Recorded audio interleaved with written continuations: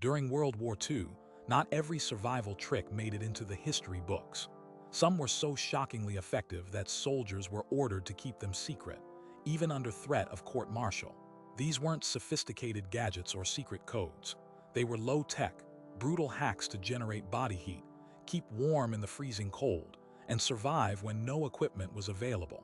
What you're about to hear was deliberately hidden for more than 70 years, suppressed because it gave certain units an edge so crucial that revealing it could have cost lives. According to declassified OSS files from 1945, these 6 emergency body heat hacks saved hundreds of soldiers on the Eastern Front, the frozen forests outside Stalingrad, and the bitter wastelands where temperatures dipped below -40 degrees Fahrenheit. These methods could still save your life when everything else fails, when you have no fire, no heaters, no fuel, nothing but your body and your surroundings. They didn't survive with technology, they survived by knowing these forbidden secrets. Let's start with the brutal reality faced by the Soviet 62nd Army fighting in the winter of 1942. At Stalingrad, the temperatures didn't just drop, they annihilated. Soldiers trapped in the ruins faced hypothermia not from a lack of courage but from the sheer absence of warmth. Their uniforms soaked, their boots frozen solid. 300 men sent out on patrol, only 47 returned alive. Naval infantry units stationed near Leningrad wintered through relentless shelling and near starvation. Traditional methods of heating, open fires, stoves, even body-to-body warmth, were often impossible because Wehrmacht patrols encircled their positions, ready to pounce at any spark of light or sound. According to survivor testimony recorded by Soviet war nurses and recently digitized in Russian state archives, improvised techniques were born out of desperate necessity. These weren't taught openly, and certainly not written down. They were whispered from man to man like sacred rites. The first shocker, no, not a band-aid hack or pie-in-the-sky theory, was the method of frigid vapor circulation. Military documents show that Soviet scouts trapped without matches learned to increase their internal body temperature by manipulating moisture inside their gear. According to a medical officer stationed near the Volkhov River, when outdoor temperatures hovered below -35 Fahrenheit, a dry body loses heat rapidly. But by breathing slowly and deliberately into tightly sealed pockets inside their clothing, soldiers created warm vapor that circulated slowly, warming the air trapped between layers. The scientific principle, unknown at the time, involves the latent heat of vapor condensation. Moist air retains heat. As it condenses inside the folds of fabric, it releases warmth back onto the skin, raising the microclimate temperature to nearly 98 degrees Fahrenheit. This was not comfort, but it was enough to stave off frostbite and delay hypothermia. Execution was eerily simple yet counterintuitive. Soldiers sealed small cavities in their underlayers, using scraps of cloth torn from uniforms, makeshift buttons, even discarded belt buckles twisted to close gaps, and then controlled their breathing so that warmed breath entered these spaces slowly. They repeated this every few minutes to sustain internal warmth. Military archives confirm only 31 of 94 men from this group survived the grueling 3-day march out of encirclement, but those who mastered this vapor circulation method outlasted all others. Without this covert knowledge, none would have survived. Veterans later revealed these humiliating techniques in interviews decades after the war, saying it was like carrying invisible fireplaces inside your clothes. Today, survival experts and preppers alike know this as a technique to warm enclosed spaces like sleeping bags, but soldiers in 1942 had no such luxury. They had only their breath and washed-up thin fabric. But here's what the history books won't tell you about the second method, known simply as the rapid muscle memorization. It wasn't a secret exercise regime or some mystical workout. Soviet soldiers caught in the freezing tundra, often without food or adequate clothing, learned to generate heat by inducing shivering on command, and then converting it into purposeful movement, effectively transforming involuntary muscle contractions into an energy-efficient heating system. An OSS memo, declassified in 1947, notes that Russian frontline medics observed how shivering, when controlled and supplemented with subtle isometric exercises, significantly increased core body temperature. This wasn't random trembling. It was a deliberate technique soldiers trained each other to perform during down times, holding slow, rhythmic tension in their limbs without exhausting themselves. What made this powerful wasn't just the heat it generated, but that it conserved energy, crucial when rations were scarce or non-existent. Testimonies from Lieutenant Ivan Petrov, who survived the siege of Leningrad, describe how soldiers organized silent sessions deep inside bombed-out buildings, flexing muscles discreetly while avoiding detection by Nazi snipers outside. Petrov's post-war diaries, partially translated and included in Russian military archives, detail instances where pacing and muscle tension combined allowed groups to sustain 98 degrees Fahrenheit body heat for over 72 hours straight in sub-zero conditions. Conventional heat sources failed because any external flame risked exposure to enemy fire, and fuel was either too precious or unavailable. Necessity forced the innovation of using the body itself as the furnace. Execution involved punching fists into palms, pressing feet against stable surfaces, flexing thighs repeatedly while lying prone. All subtle moves that kept blood circulating and thermal energy from dropping perilously low. This knowledge wasn't just helpful, it was life-saving. The difference between those who knew and those who didn't was stark.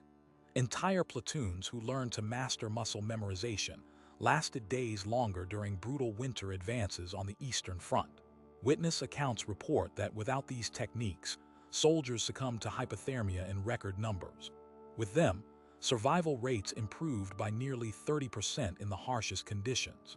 Military instructors tucked this training into winter survival manuals, but underplayed its importance, fearing if the enemy captured such knowledge, it could be replicated. Surprisingly, the German Wehrmacht was unaware of this until late 1943, giving Soviet forces a silent edge. In any prolonged emergency today, when heaters fail or fuel dries up, this technique remains invaluable.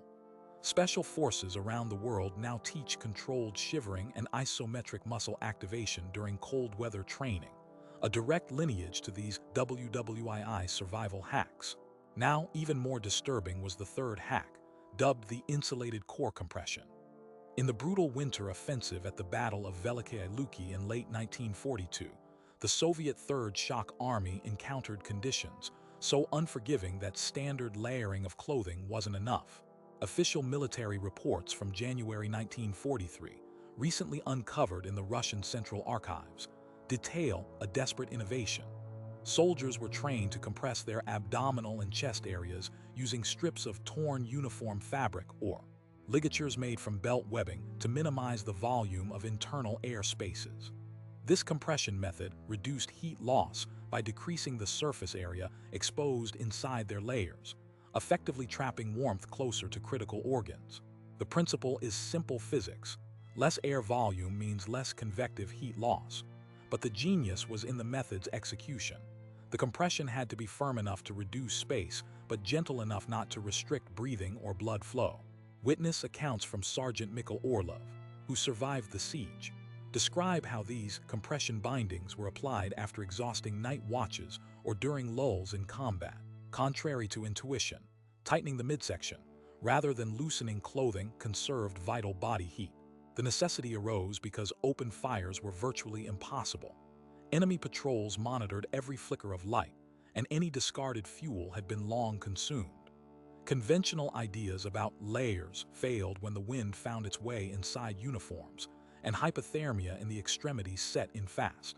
Execution involved rolling fabric tightly across the midsection and securing it with quick knots or twists. Broken belt buckles or even shoelace fragments served as fasteners. Military doctors observed that soldiers employing core compression survived up to 18 hours longer in freezing bivouacs. Despite the lack of high-tech material, this method saved an estimated 68 lives from that hardened battalion alone. Such techniques weren't just war curiosities. They were frontline necessities that redefined survival strategies. Even more fascinating is that the method of core compression is still taught to special forces rugged up in extreme cold zones, from Siberia to Alaska. When the power grid disappears, when emergency shelters collapse, and layers of thermal gear are scorched or soaked, compressing the core remains a go-to hack for staving off fatal heat loss. The surprising truth is that this method reveals how little technology sometimes matters, and how deeply understanding your own body's interaction with physics can make the difference between life and death. As we continue, the next body heat hacks go deeper into psychological endurance and chemical secret weapons used on the front lines, methods so illicit that soldiers were punished for sharing them openly. Some were so powerful, their discovery led to orders for their destruction to prevent enemy capture. What comes next will challenge everything you thought you knew about survival in war and cold. Stay with me, because the history hidden beneath ice and blood is about to reveal its most guarded secrets. Even more disturbing was the fourth hack, known only as the chemical ignite. In the brutal winter of 1943, during the Battle of the Korsun Pocket, Soviet troops found themselves encircled with almost zero access to fuel or fire. According to newly declassified files from the Russian Ministry of Defense, soldiers were quietly issued small pouches containing potassium permanganate and glycerin, substances easy to conceal and transport, yet capable of generating intense heat and light upon contact. This method was so effective, it was classified top secret, and sharing it publicly was punishable by court-martial. What the history books never wrote was the true danger of these chemical ignites. When combined correctly, they didn't just produce heat, they turned into makeshift incendiaries, capable of starting fires in extreme cold where wood was damp and matches were a luxury. Military chemists observed that the spontaneous exothermic reaction between potassium permanganate crystals and glycerin could generate heat exceeding 300 degrees Fahrenheit within seconds, enough to warm extremities or dry soaked clothing rapidly. This was not a primitive trick, but a life-saving chemical weapon tucked into the pockets of starving men trapped behind enemy lines. Execution was precise. Soldiers carefully measured small quantities of glycerin onto a handful of potassium permanganate crystals, held away from their bodies to ignite a slow-burning smoke, then trapped the heat inside folds of their clothing. Veterans later revealed in interviews that this method was like a small inferno, hidden in the palm, providing critical warmth when all else failed. Without the understanding of the chemical properties and the discipline to execute this safely, many had suffered burns, accidents, or worse. Yet this hack saved an estimated 74 lives during that encirclement alone.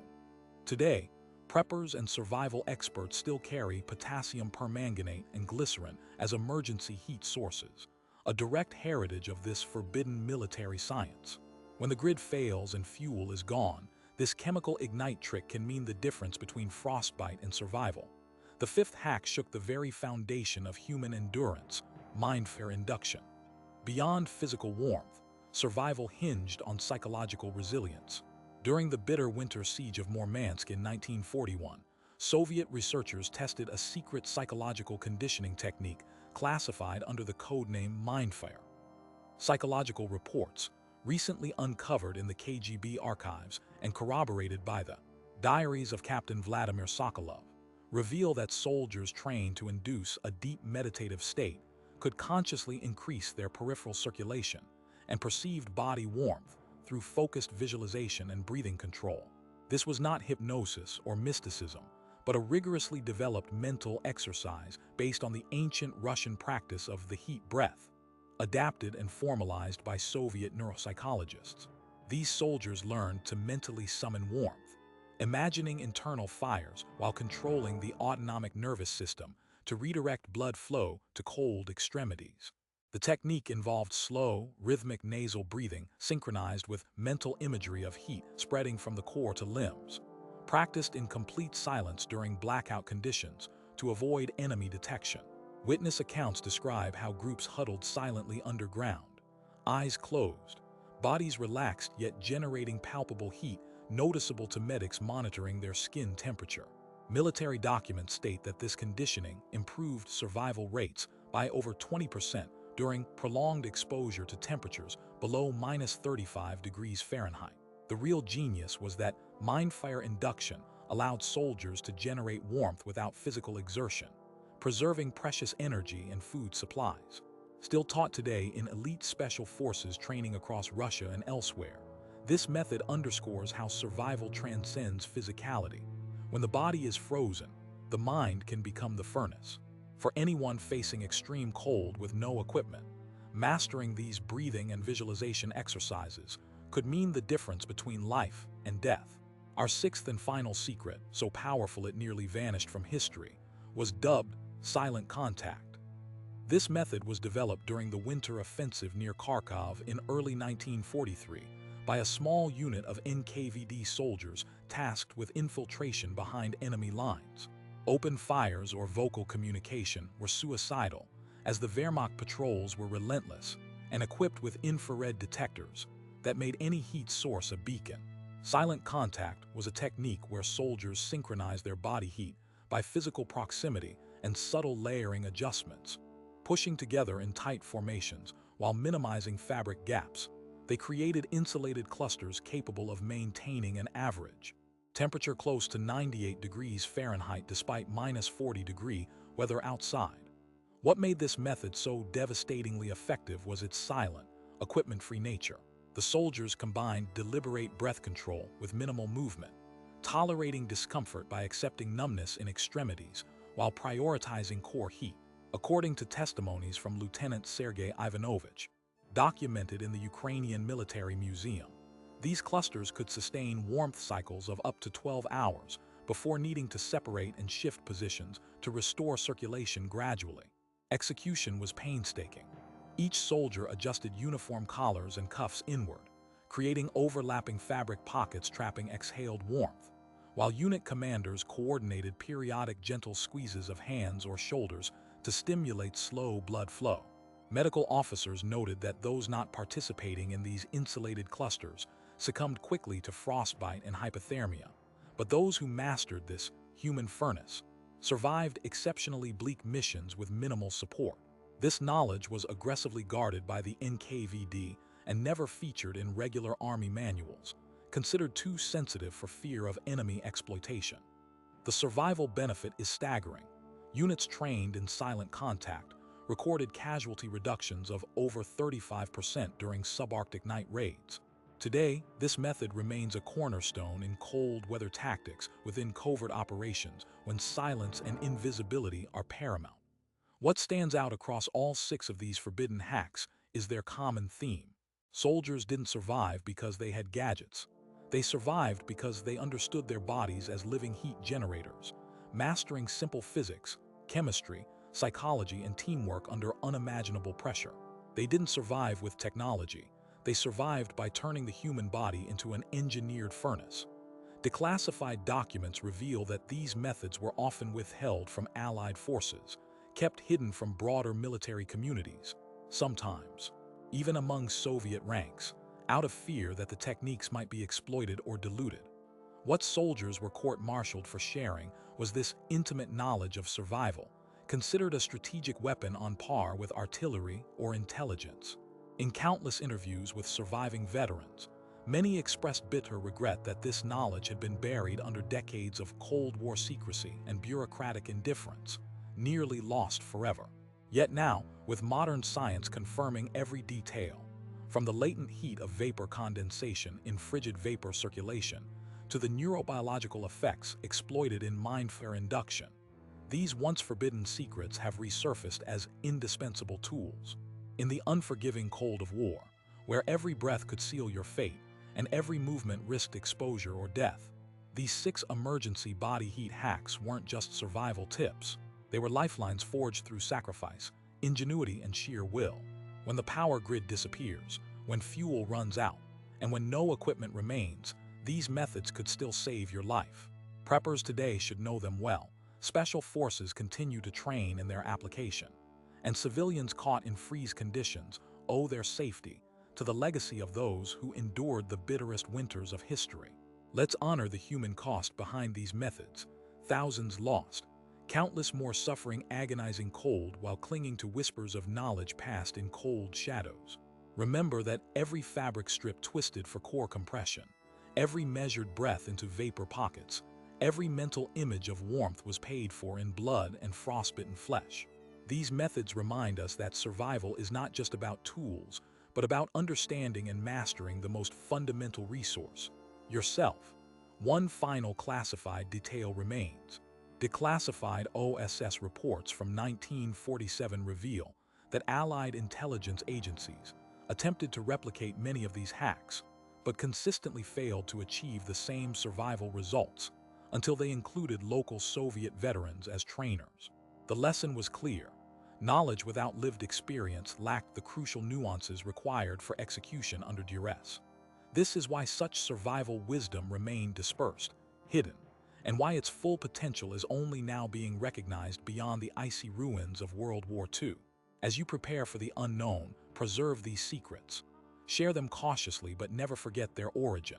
The silent warriors of the frozen front, whose unyielding ingenuity turned desperate bodies into furnaces that defied death. Now, when you face your own cold nights, remember that you carry not just survival hacks, but a lineage of human endurance that history tried to erase but never could.